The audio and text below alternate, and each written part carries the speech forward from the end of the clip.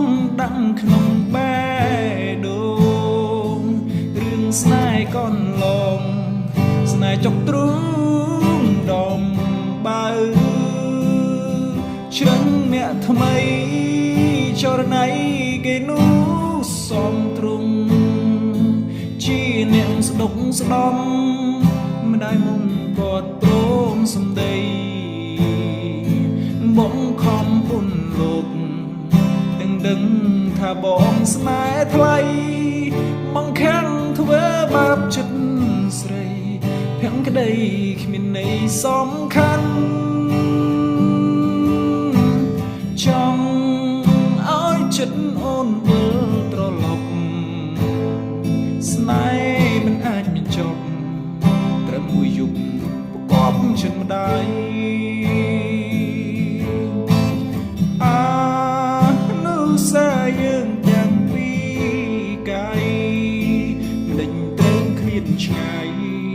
ដាច់និស័យស្នេហ៍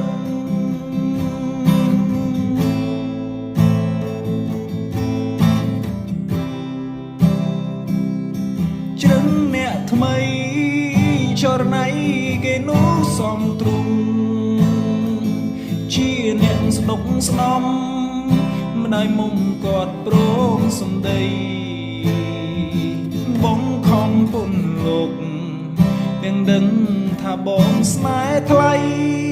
បងខាំងធ្វើបាបជនស្រីភាំងក្តីគ្មានន័យសំខាន់ចង់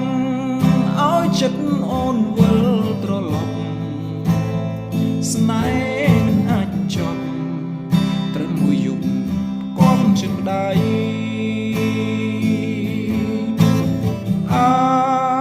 នុសាយើងទាំងពីរកាយមិនត្រូវឃ្លានឆ្ងាយដាច់និស័យស្នេហ៍